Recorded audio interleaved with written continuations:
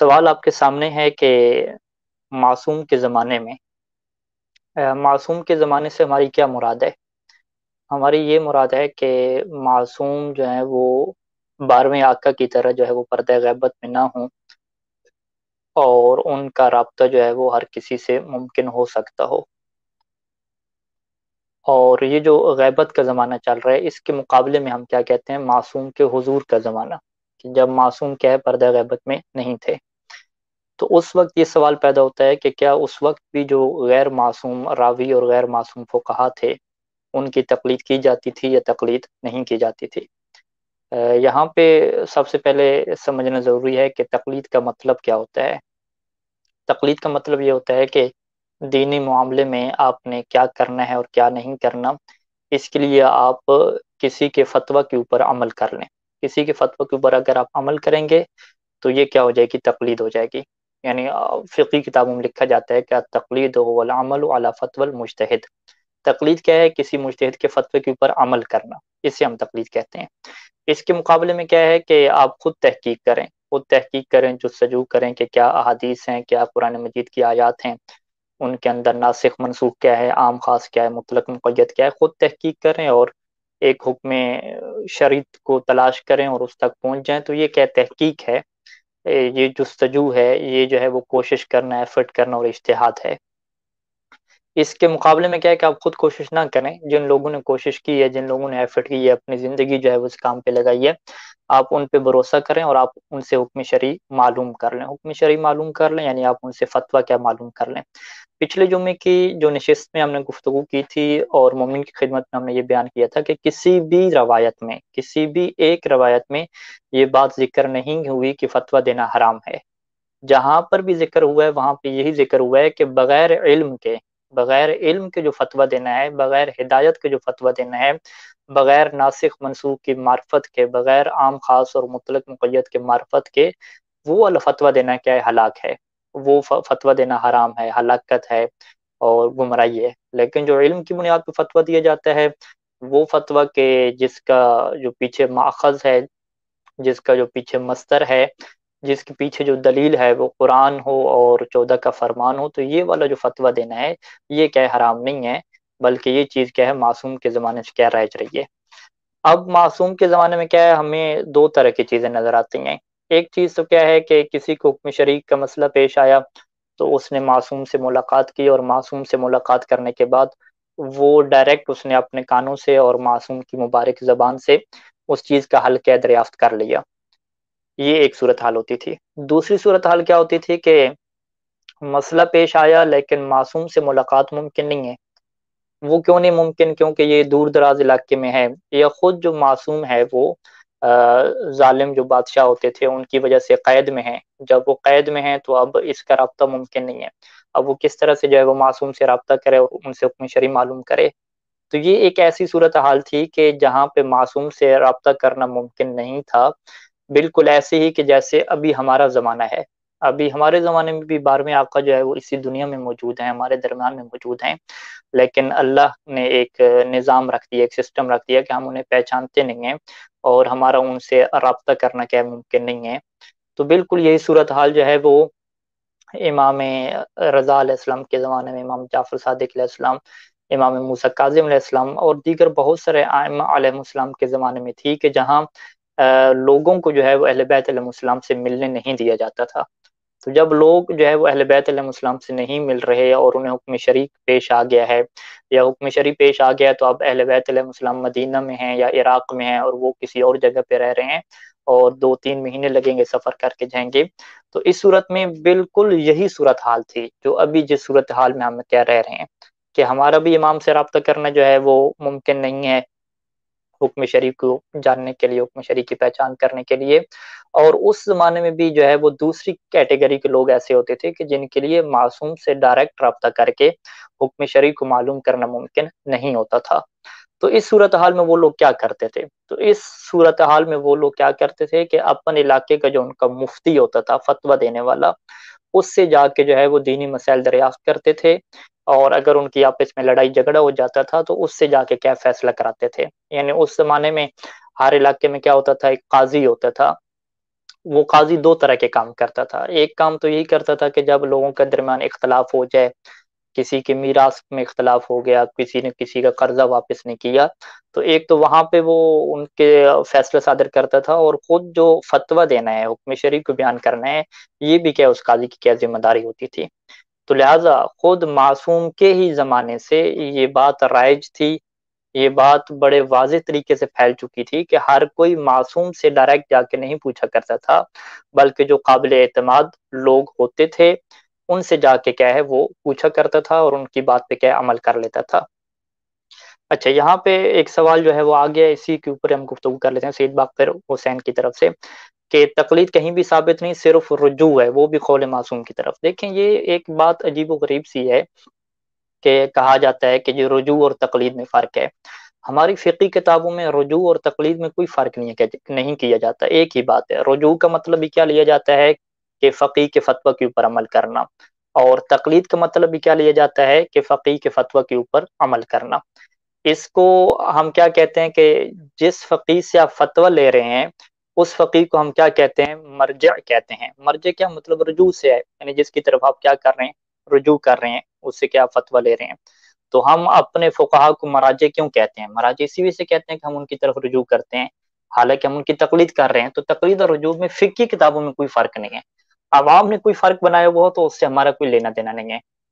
لہذا رجوع اور تقلید ایک ہی چیز ہے، اگرچہ تقلید کے بہت سارے معنی ہیں، لیکن فقہ میں جو تقلید ہے اس کا اپنا ایک معنی ہے، اور رجوع کا جو ہے فقہ میں اس کا بھی کیا اپنا ایک معنی ہے. تو ان دونوں میں کیا کوئی فرق نہیں ہے. اچھا، یہاں پہ سب سے پہلے جو ہے وہ جس چیز کا ہم حوالہ آپ کو ذکر کرنے چاہیں گے وہ شیخ طوسی علیہ رحمہ کی کتاب سے کیا ہم ذکر کرتے ہیں کہ تقلید کیا کب سے شروع ہوئی. دیکھیں ایک بہت بڑی چیز پڑھے لکھے لوگوں میں بھی یہ ہے کہ جی تقلید اور فقہا سے فتویٰ لینا اور فتوے کے اوپر عمل کرنے کا جو سسٹم ہے وہ غیبت صغریٰ کے بعد یا غیبت صغریٰ میں کیا شروع ہوا. یعنی یہ ایک بہت بڑی غلط فہمی ہے کہ جس کا شکار جو ہے وہ ہمارے اپنے لوگ بھی کہیں بہت سارے ہیں. تو ایسی بات نہیں ہے. تقلید جو ہے وہ خود معصوم اور خود مولا امیر المؤمنین علیہ السلام کے زمانے سے کیا شروع ہے. خود مولا کے زمانے میں جن لوگوں کا جو ہے وہ مولا سے رابطہ نہیں ہوتا تھا وہ دیگر لوگوں سے جا کے کیا دین پوچھا کرتے تھے، دیگر لوگوں سے جا کے کیا فتویٰ لیا کرتے تھے. تو یہ اس طریقے سے کیا ہے موجود تھا وہاں پہ بھی. اچھا، یہ کتاب کیا ہے؟ العدہ ہے فی اصول الفقہ، ابو جعفر محمد بن حسن الطوسی یعنی شیخ طوسی علیہ رحمہ کے کتب اربعہ میں سے جنہوں نے الاستبصار اور التہذیب جو ہے وہ مرتب کی. تو العدہ کتاب ہے. اس کی جو ہے وہ فہرست میں اگر ہم چلے جائیں تو باقاعدہ اجتہاد کے متعلق اور فتویٰ دینے کے متعلق ایک باب باندھا گیا ہے، اور اس باب میں جو ہے وہ انہوں نے ڈسکشن کی ہے، اور اس بارے میں انہوں نے اپنا نظریہ واضح کیا ہے کہ تقلید کب سے ہے. ٹھیک ہے جی. یعنی شیخ طوسی علیہ رحمہ جو محدث ہیں ہمارے، جنہوں نے کتب اربعہ لکھی ہیں، ہم ان کی کیا ہے دلیل کو کیا دیکھیں گے. اجتہاد، جب اجتہاد کا یہ باب ہے اور دوسری جلد میں یہ ذکر ہوتا ہے، یہاں پہ انہوں نے جب یہ باب باندھا کہ مفتی اور مستفتی، مفتی کہتے ہیں فتویٰ دینے والا اور مستفتی کہتے ہیں فتویٰ لینے والا. اس کا جو ہے وہ باب مند ہے 727 نمبر کے صفحے پہ. یہاں پہ مثلا پہلے انہوں نے لائن میں کیا لکھا کہ لا یجوز لأحد، کہ کسی بھی بندے کے لیے یہ کام جائز نہیں ہے. کون سا کام جائز نہیں ہے؟ کہ ان یفتی بشیء من الاحکام، کہ وہ کسی بھی حکم شرعی کا فتویٰ دے، الا، مگر کب جائز ہے؟ کہ الا بعد ان یکون عالما بہ، مگر یہ کہ اس حکم کے بارے میں اسے علم ہو. ٹھیک ہے، یہ عالم ہونا کیا ضروری ہے.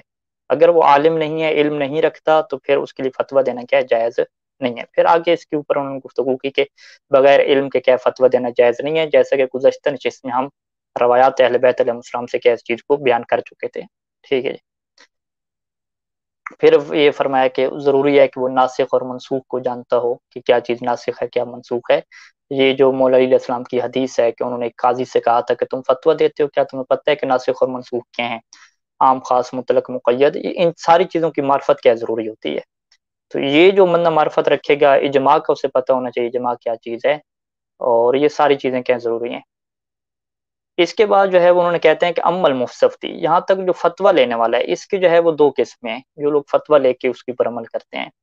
پہلی چیز تو یہ ہے کہ متمکن، وہ پڑھا لکھا، خود وہ مستفتی فتوی پڑھا لکھا ہے، اس کے لیے استدلال کرنا، والوصول الی العلم، بالحادثت، جو اسے حادثہ اور مسئلہ پیش آیا اس کے اوپر استدلال کرنا اور علم کے ذریعے سے پہنچنا کیا ہے اس کے لیے ممکن ہے، مثل المفتی، جیسے فتویٰ دینے والا ہے، اگر وہ بالکل پڑھا لکھا ہے اور وہ بہت بڑا عالم ہے، عام خاص روایات سب کچھ اسے پتہ ہے، تو فمن حاضی صورت ہو، جس کی یہ صورت حال ہو تو لا یجوز له ان یقلد المفتی ویرجع الی فتویٰ، تو اس بندے کے لیے جائز نہیں ہوتا کہ وہ دوسرے مفتی کی طرف رجوع کرے اور اس کے فتوی کے اوپر کیا کرے، عمل کرے. ٹھیک ہے جی، یہ کیا ہو گیا، پہلا بندہ ہو گیا کہ جو خود کیا فقیہ ہے. دوسرا کیا ہے کہ اذا لم يمكنه الاستدلال ويعجز عن البحث عن ذلك، کہ جب اس کے لیے ممکن نہیں ہے کہ خود استدلال کرے اور خود ساری زندگی اس کے اوپر لگائے، روایات، آیات، عام خاص، ناسخ منسوخ وہاں سے استدلال کرے، تو اب یہاں پہ کہتے ہیں کہ علماء کے قول کیا ہو گئے، مختلف ہو گئے. ٹھیک ہے جی، بغدادیوں کی ایک قوم کا یہ کہنا ہے کہ اس کے لیے جائز نہیں ہے کہ وہ مفتی کی تقلید کرے، بلکہ وہ کیا کرے، مفتی کی طرف جائے اور اس سے پوچھے کہ بھئی میں کس طریقے سے جو ہے وہ علم حاصل کر سکتا ہوں، کس طریقے سے دلیل قائم کر سکتا ہوں. یہ ان کا ایک نظریہ ہو گیا.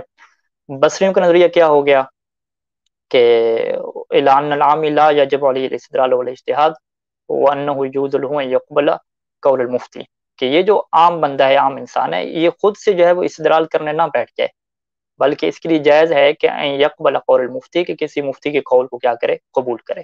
ٹھیک ہے جی، یہ پھر تفصیلی کیا بات کی. اب شیخ طوسی علیہ الرحمہ اپنا نظریہ بیان کرتے ہیں کہ بھی ہمارا کیا نظریہ ہے، ہم لوگ کیا کہتے ہیں. یہ تو بصری اور بغدادیوں کو چھوڑ دیں، ہم کیا کہتے ہیں. ہم یہ کہتے ہیں کہ انہ یجوز للعام، کہ وہ عام انسان کے الذی لا یقدر علی البحث والتفتیش، کہ جو تحقیق کے اوپر قدرت نہیں رکھتا، اس کے لیے کیا ہے، یجوز تقلید العالم، اس کے لیے ایک عالم کی تقلید کرنا جائز ہے. اچھا، اس کی دلیل کیا دیتے ہیں؟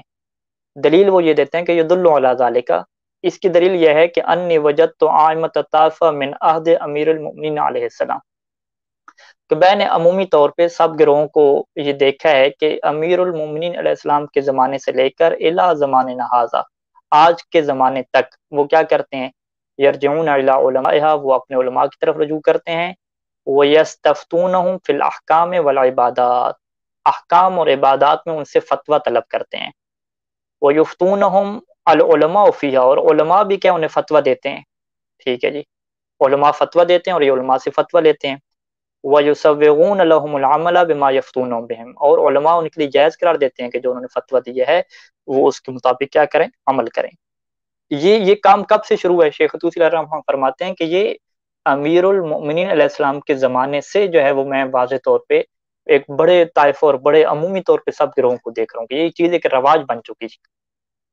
وما سمعنا احدا منهم، اور ایسے علماء میں سے ہم نے آج تک کسی کو نہیں سنا کہ قال لمستفتن، کہ وہ فتویٰ لینے والے سے کیا کہے کہ لا یجوز لک الاستفتاء، بھئی آپ کے لیے فتویٰ لینا جائز نہیں ہے، جو خود کیا کرو، تحقیق کرو روایات میں. کسی ایک سے ہم نے ایسی بات نہیں سنی کہ وہ اس سے کہہ رہا ہو کہ جی تمہارے لیے فتویٰ لینا جائز نہیں ہے اور تمہارے لیے اس کے اوپر عمل کرنا جائز نہیں ہے، بل ینبغی ان تنظر کما نظرت، بلکہ اسے کہتا ہوں کہ تم بھی ویسی تحقیق کرو جیسے میں تحقیق کرتا ہوں، وتعلم کما علمت، اور تم بھی ایسے ہی علم حاصل کرو جیسے میں نے علم حاصل کیا ہے. کسی نے جو ہے وہ ایسی بات نہیں کی. ولا انکر علیہ العمل بما یفتونہم، اور جو وہ فتویٰ دینے والا عمل کرتے تھے اس کے اوپر کسی نے جو ہے وہ ان کے خلاف بات نہیں کی.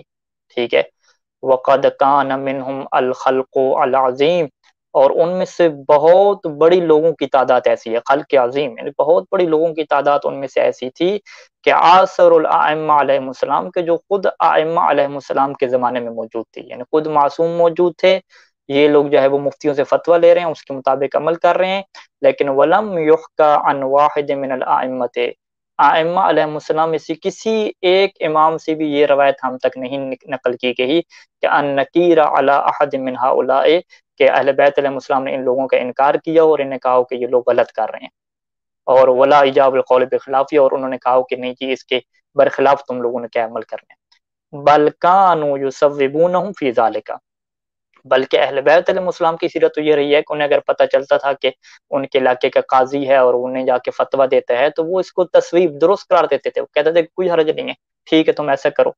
ٹھیک ہے جی، اور پھر شیخ توسی فرماتے ہیں کہ فمن خالف فی ذلک کان مخالفا لما هو المعلوم خلاف، جو اس بات میں مخالفت کرتا ہے نہیں جی اہل بیت علیہ السلام کے زمانے میں فتویٰ دینا غیر معصوم کے لیے حرام تھا اور غیر معصوم اس فتوے کے اوپر عمل نہیں کر سکتا تھا، تو وہ ایک ایسی چیز کی مخالفت کر رہا ہے کہ جس کا جو ہے وہ واضح ہے کہ یہ بالکل جو ہے وہ غلط بات ہے کہ جس کی وہ کیا کر رہے ہیں، مخالفت کر رہے ہیں۔ اب دیکھیں شیخ طوسی علیہ رحمہ جو محدث ہیں ہمارے، وہ کیا فرماتے ہیں کہ خود اہل بیت علیہ السلام کے زمانے سے کیا یہ بات رائج تھی کہ لوگ جا کے جو ہے وہ فتویٰ کہہ لیا کرتے تھے اور اس کے مطابق کیا کرتے تھے، عمل کرتے تھے۔ اب یہ تو کیا شیخ طوسی علیہ رحمہ کا دعویٰ ہو گیا، ہم اس کے اوپر اگر روایات اہل بیت علیہ السلام میں چلے جائیں تو وہاں پر بھی کیا ہمیں یہ چیز واضح طور پہ نظر آتی ہے کہ ہر علاقے کا قاضی ہوتا تھا جس سے لوگ فتویٰ لیتے تھے اور لوگ اس سے اپنے جا کے کیا فیصلے کیا کروایا کرتے تھے۔ اس کے لیے ہم جو ہے وہ احادیث کی کتابوں کی طرف چلے جاتے ہیں، اور میں حدیث میں جو ہے وہ وسائل الشیعہ کتاب کی طرف جا رہا ہوں۔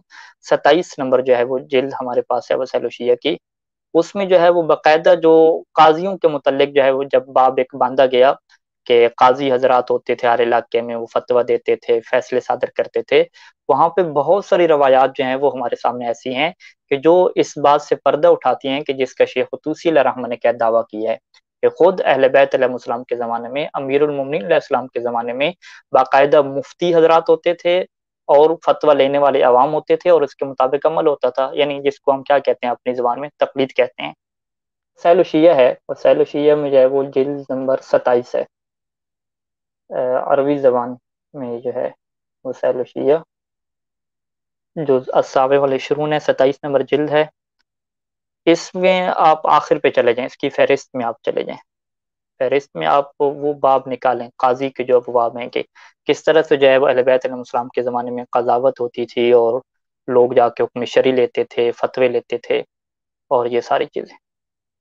یہاں پہ یہ جو صفات قاضی کے ابواب شروع ہو رہے ہیں، اس میں جو ہے وہ 11 نمبر یہ باب ہے، باب وجوب الرجوع فی القضاء والفتوى الى رواة الحدیث۔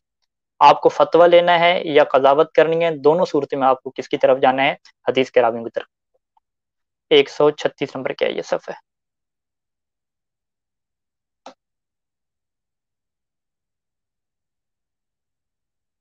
اچھا جی، یہاں پہ جو ہے وہ اس باب میں اگر آپ آ جاتے ہیں تو اس باب میں بہت ساری حدیثیں ہیں، میں بطور مثال کے جو ہے وہ آپ کو دکھا دیتا ہوں۔ حدیث نمبر 33 میں ہم آ جاتے ہیں، ٹھیک ہے۔ یہاں سے جو ہے وہ حدیث شروع ہوتی ہے۔ اچھا، وسائل الشیعہ سے ہم کون سی حدیث دیکھ رہے ہیں کہ اہل بیت علیہ السلام کے زمانے میں کیا لوگ جو ہے وہ دینی مسائل کو غیر معصومین سے لیتے تھے یا نہیں لیتے تھے۔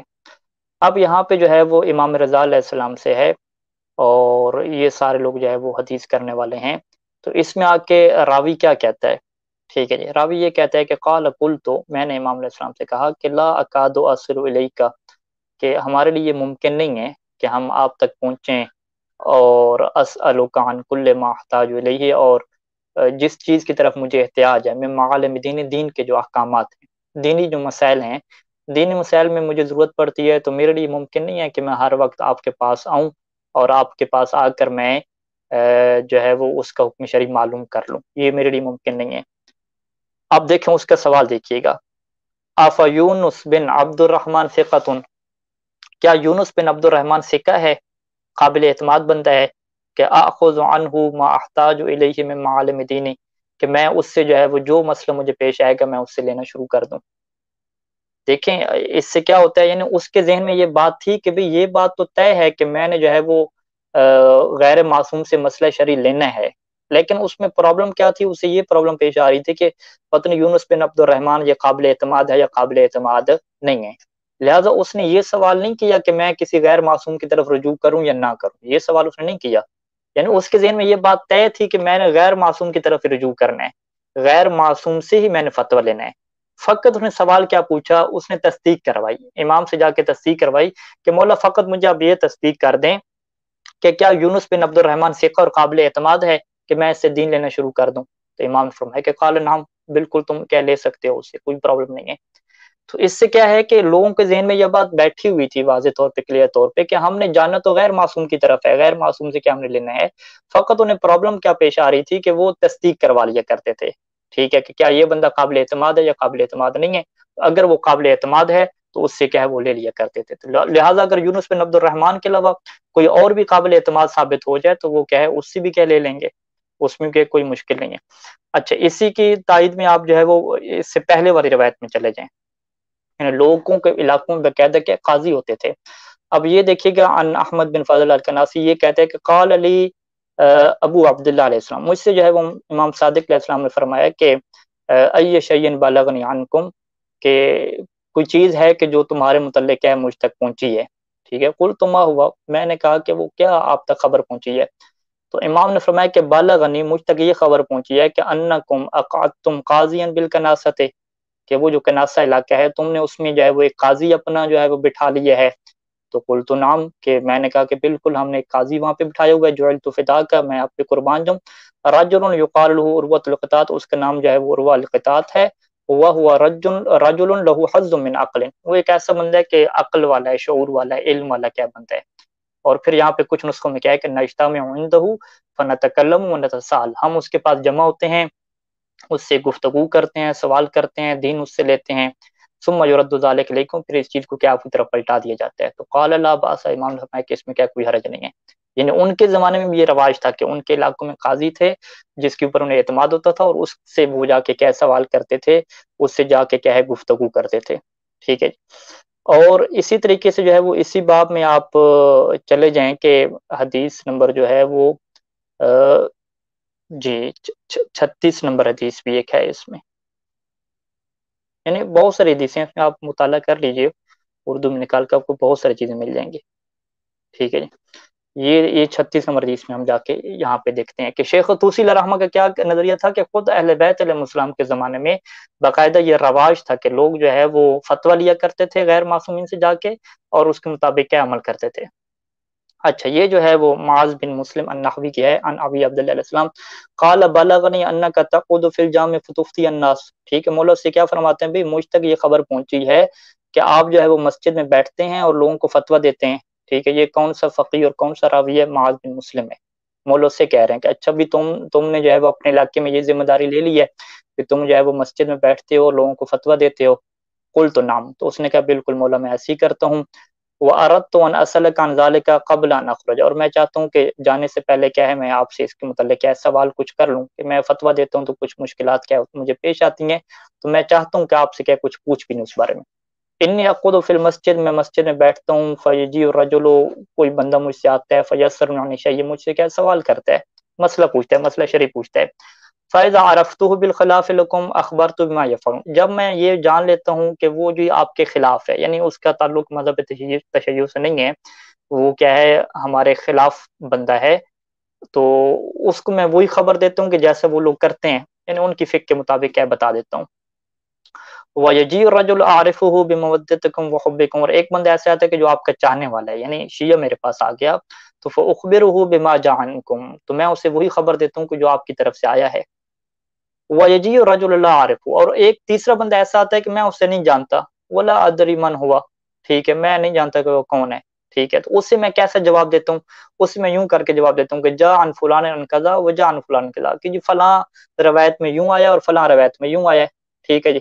فَأَدْخُلُ قَوْلَكُمْ فِي مَا بَيْنَ ذَلِكَ, تو اسی درمیان کیا میں آپ کی بات بھی ڈال دیتا ہوں, کلیئر کر کے نہیں بتاتا. ٹھیک ہے, ایسے کیا بھئی کچھ روایات میں یوں ہے, کچھ روایات میں یوں ہے, بات ختم ہوگی. فقال علی, تو امام علیہ السلام نے مجھے فرمایا کہ اصنع کذا فإنی کذا اصنع, تم بالکل یہی کام کیا کرو, میں بھی کیا یہی کام کرتا ہوں. اب دیکھیں امام علیہ السلام نے یہ نہیں کہا کہ اچھا تم مفتی بن گئے ہو, تم علاقے میں بیٹھ کے لوگوں کو فتویٰ دیتے ہو, تمہیں شرم نہیں آتی, کیوں ایسا تم کر رہے ہو. نہیں, مولا نے کہا بالکل تم ایسا کیا کرو, تو اس کی کوئی حرج نہیں ہے. تو لہٰذا شیخ طوسی علیہ رحمہ نے کیا فرمایا تھا کہ خود معصوم کے زمانے میں یہ رواج پڑ چکا تھا کہ مفتی ہوتے تھے, فتویٰ دیتے تھے, لوگ آ کے ان سے فتویٰ لیتے تھے, تو یہ چیز کیا وہاں پر بھی کیا موجود تھی. اچھا, یہ ایک حدیث ہوگی. اس کے علاوہ جو ہے وہ اس باب میں آپ چلے جائیں کہ باقاعدہ جو ہے وہ ہاں آگے جا کے حدیثوں میں کیا ذکر ہے کہ بھی ہر زمانے میں کیا ایسے لوگ ہوں گے جو دین کے بارے میں کیا لوگوں کو خبر دیں گے اور دین کے بارے میں کیا لوگوں کو واضح کریں گے. پہ دیکھیں کہ عن اسماعیل بن جابر عن ابی عبداللہ علیہ السلام قال, کیا فرماتے ہیں کہ قال رسول اللہ صلی اللہ علیہ وسلم یحمل ھذا الدین فی کل قرن عدول, کہ ہر صدی میں, ہر زمانے میں اس دین کو اٹھانے والے عادل لوگ ہوں گے. کہ ینفون عنہ تعویل المبتلین، کہ جو اس دین سے جو ہے وہ جو دین کو باطل کرنا چاہتے ہیں ان کی تعویلوں اور ان کی شبہات کی نفی کریں گے، غالی حضرات جو اس میں تحریفیں کرنا چاہتے ہیں اس کی وہ نفی کریں گے، اور جاہل لوگ جو اسے خراب کرنا چاہتے ہیں اس کی نفی کریں گے۔ کما ينفی الکیر خبث الحدید، یعنی جس طرح لوہے کو زنگ لگ جاتا ہے تو ایک کیر اور لک جو ہے وہ اس کے اوپر ڈالی جاتی ہے تو وہ جس طریقے سے اس کو زنگ کو ختم کر دیتی ہے، تو ایسے ہر زمانے میں کیا ایسے لوگ ہوں گے کہ جو دین کا کیا کریں گے، دفاع کریں گے اور دین کو کیا لے کر آگے جائیں گے۔ اچھا، اسی طریقے سے اگلی روایت دیکھیں امام باقر علیہ السلام سے، امام نے فرمایا کہ فَلْيَنْظُرُ الْإِنسَانُ إِلَىٰ طَعَامِهِ، کی جو قرآن کی آیت ہے کہ انسان اپنے کھانے کی طرف دیکھے، تو کیا مطلب ہے کہ کھانے کی طرف دیکھے اور یہ دیکھے کہ اس میں کتنی بوٹیاں آ گئی ہیں، بریانی ہے تو آلو ہیں یا آلو نہیں ہے، رہتا ہے یا رہتا نہیں ہے، کیا مطلب ہے؟ امام نے فرمایا نہیں، اس آیت کا کیا مطلب ہے کہ قَالَ إِلَى الْعِلْمِ الَّذِي يَأْخُذُهُ عَمَّن يَأْخُذُهُ، اس کے پاس جو علم ہے دین کے متعلق یا دین کے علاوہ، وہ یہ دیکھے کہ یہ جو اس کے پاس علم ہے عَمَّن يَأْخُذُهُ، یہ علم اس نے کہاں سے لیا ہے، کس بندے سے وہ اس علم کو لے رہا ہے، اس بارے میں غور و فکر کرے بھائی۔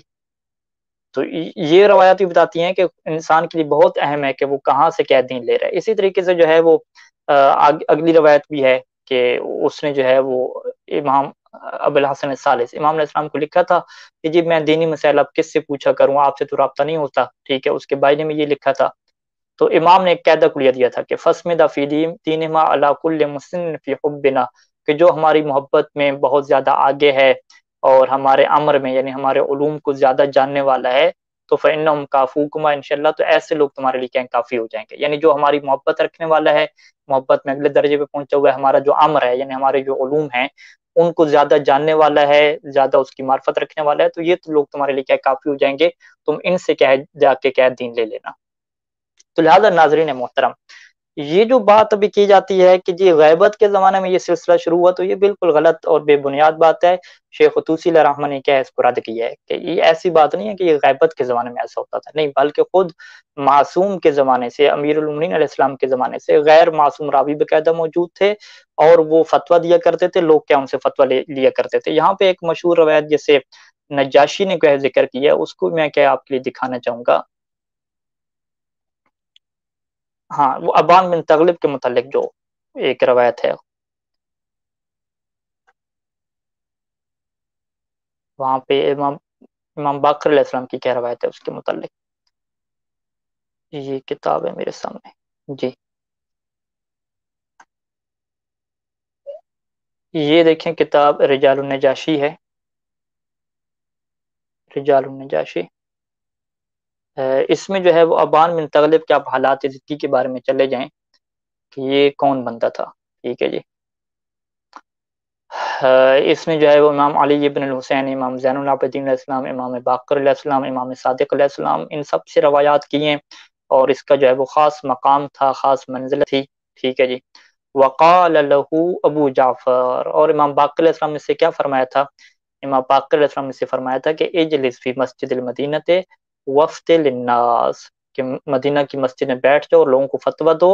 آگے ایک قانون کلی دے دیا، کلی قانون، یعنی جو فقط ابان بن تغلب کے ساتھ خاص نہیں ہے، قیامت تک کیا یہ قانون جاری ہے۔ وہ قانون کیا ہے کہ فإنی احب ان یری فی شیعتی مثلک، کہ میں اس بات کو پسند کرتا ہوں کہ شیعوں میں تجھ جیسے کیا ہیں موجود ہوں، تجھ جیسے لوگوں کو دیکھنا چاہتا ہوں کہ جو لوگوں کو فتویٰ دیتے ہوں معصوم کی روایت کی بنیاد پہ، محمد و آل محمد کے فرامین کی بنیاد پہ لوگوں کو فتویٰ دیتے ہوں، ایسے لوگ کیا ہے میں پسند کرتا ہوں کہ میرے شیعوں میں کیا ایسے لوگ کیا موجود ہوں۔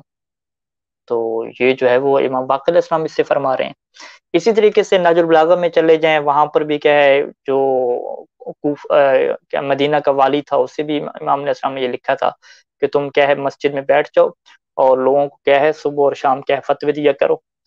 تو لہٰذا یہ کہ یہ چیز واضح ہے۔ تو آپ اگر روایات اہل بیت علیہ السلام میں جائیں گے، تاریخ میں جائیں گے، تو قاضی آپ کو نظر آئیں گے، مفتی آپ کو نظر آئیں گے، فتوی دینے والے آپ کو نظر آئیں گے، لوگ ان کی طرف رجوع کریں گے، خود امام علیہ السلام پوچھیں گے کہ تم فتویٰ دیتے ہو لوگوں کو، کیسے فتویٰ دیتے ہو، امام سے تفصیل ڈسکس کریں گے، پھر ان سے کہیں گے کہ تم نے اپنے علاقے میں قاضی بنایا ہوا ہے، تم جا کے اس سے سوال کرتے ہو۔ یعنی ساری چیزیں آپ کو کیا ہے وسائل الشیعہ کے اس باب میں، جو 27 جلد کا باب ہے قاضی کے متعلق، اس میں آپ کو مل جائیں گی۔ اسی طریقے سے نجاشی وغیرہ میں چلے جائیں، وہاں پہ آپ لوگوں کے حالات پڑھ رہے ہیں، جو امام کے زمانے میں کیا راوی ہوتے تھے، جو پڑھے لکھے اور قابل اعتماد راوی ہوتے تھے وہاں پہ کیا یہ چیزیں مل جائیں گی. تو لہٰذا یہ چیز کیا واضح اور کلیئر ہے کہ فتویٰ کیا وہ دیا کرتے تھے.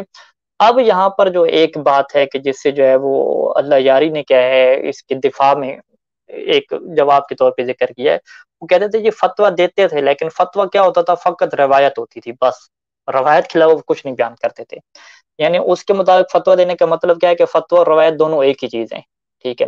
حالانکہ کیا ہے فرق ہے, فتویٰ میں کیا ہوتا ہے, وہ فتویٰ دینے والے یہ نہیں کہتا کہ قال المعصوم علیہ السلام, وہ اس طرح نہیں کہتا, وہ سیدھی کیا ہے روایت کا جو مفہوم اور خلاصہ اس نے سمجھا ہوتا ہے وہ لکھ دیتا ہے. وہ لکھ دیتا ہے کہ بھئی پانی کی اتنی اقسام ہے, وضو آپ نے ایسے کرنا ہے, غسل آپ نے کیا ایسے کرنا ہے, اس طرح کیا لکھ دیتے ہیں. اب کتب اربع کو آپ اٹھا لیں, ٹھیک ہے, الکافی میں چلے جائیں, دیگر کتابوں میں چلے جائیں, تو جہاں آپ کو راویوں کی روایات نظر آتی ہیں اور قال المعصوم کی تعبیرات نظر آتی ہیں, وہیں پر آپ کو بہت سارے راویوں کے ایسے فتاوی بھی نظر آتے ہیں کہ جس میں واضح طور پہ وہ یہ بتاتے ہوئے نظر آتے ہیں کہ قال زرارہ, زرارہ نے یہ کہا ہے, فضل بن شاذان نے کیا یہ کہا ہے.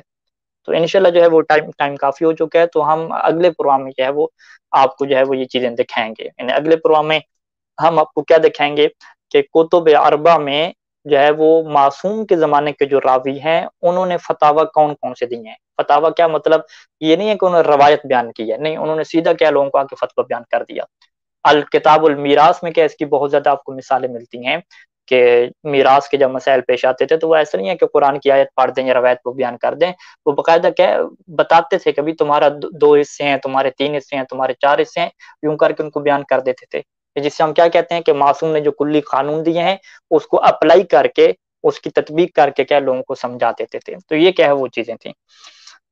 تو یہاں تک گفتگو ہم مکمل کرتے ہیں, اور ابھی اگر کوئی سوال کمنٹس میں ہوئے تو اس کو ہم لے لیتے ہیں. کوئی برادر اگر لائیو آ کے کوئی سوال جواب کرنا چاہیں یا گفتگو میں شریک ہونا چاہیں تو یہاں پہ جو ہے میں لنک بھی ڈال رہا ہوں, اس کے اوپر آپ کلک کریں گے تو آپ کیا ہے ڈائریکٹ ہمارے پاس تشریف لے آئیں گے, تو ہم کیا اس میں گفتگو کر لیں گے. اچھا, میں سوال کچھ دیکھ لکھتا ہوں.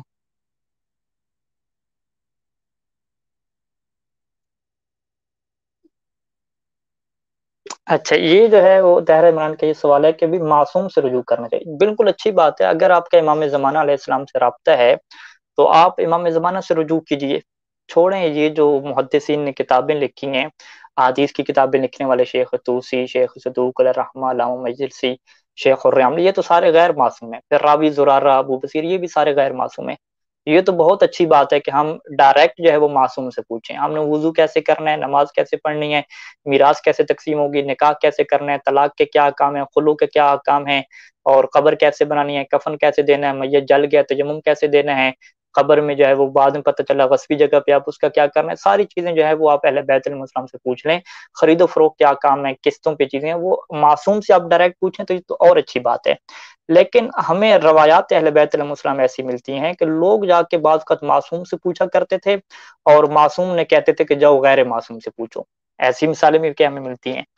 یہ اسی میں کیا ایک روایت پڑھ رہا تھا کہ جب آ کے راوی نے جو ہے وہ سوال کیا تو امام علیہ السلام نے کہا کہ تم جا کے کیا فلاں بندے سے پوچھ لو, میرے جو فلاں صحابی ہے اس سے جا کے تم کیا پوچھ لو. امام نے خود جواب نہیں دیا. یعنی کتنی ایسی روایات میں کیا ہے کہ ہمیں مثالیں نظر آ جاتی ہیں. ابھی میں اس باب میں دیکھ لوں, اگر وہ روایت مجھے نظر آ جاتی ہیں اس طرح کی تو میں آپ کو دکھا بھی کہہ دیتا ہوں. ہاں, یہ تقریباً کون سی 5 نمبر کی اسی کتاب کی کیا روایت ہے, یہ میں آپ کو دکھاتا ہوں کہ دیکھیں جی, وہ معصوم سے پوچھنے جا رہے ہیں, معصوم سے رجوع کر رہے ہیں, اور معصوم کہہ رہے ہیں کہ جاؤ غیر معصوم سے پوچھو. ٹھیک ہے جی, کدھر کی جی, یہ وہی ہے جو ابھی وسائل الشیعہ کی 27 نمبر جلد سے جو قاضی کے ابواب میں آپ کو دکھا رہا تھا کہ کس طرح سے قاضی اور مفتی حضرات کا جو ہے وہ معصوم کے زمانے میں موجود تھا.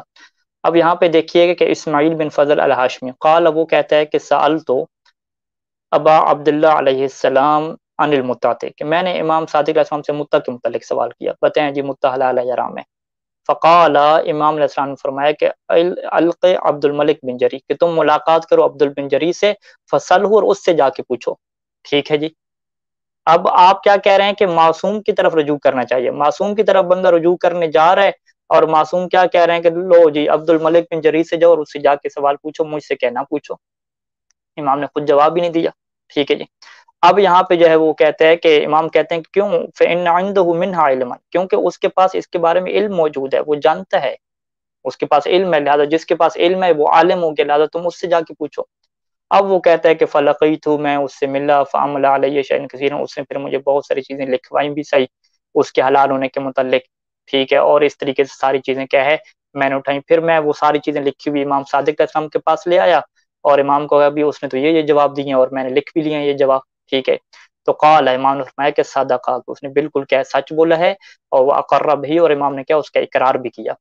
یہی دیکھیں امام کی تربیت، دیکھیں کہ امام اپنے زمانے میں بھی لوگوں کو یہ تربیت دے رہے ہیں کہ جو ہمارے علم رکھتے ہیں، ہمارے علم کو اٹھانے والے لوگ ہیں، تم جا کے اس سے کیا ہے دریافت کیا کرو، اس سے کیا مسائل دریافت کیا کرو۔ یعنی ابھی قوم کا وقت کیا ہے تھوڑا تھا، تقریباً 44 اور 45 احادیث کیا ہے اس باب میں موجود ہیں، آپ جا کے مطالعہ کریں وہاں پہ کہ کس طرح سے جو ہے وہ لوگ خود معصوم سے پوچھنے کے لیے جاتے ہیں، اور معصوم کہتے ہیں کہ یہ جو بیٹھا ہوا ہے ہستی، اس سے جا کے سوال کر لو، یہ ابان بن تغلب سے جا کے پوچھ لو، ٹھیک ہے، عبد الملک سے تم جا کے کیا پوچھ لو، اس طرح سے کیا امام علیہ السلام نے کہتے ہیں۔ تو آپ وہاں پہ پھر اڑ جائیں، نہیں نہیں نہیں، میں نے تو فقط معصوم سے پوچھنا ہے، غیر معصوم سے پوچھنے نہیں ہے۔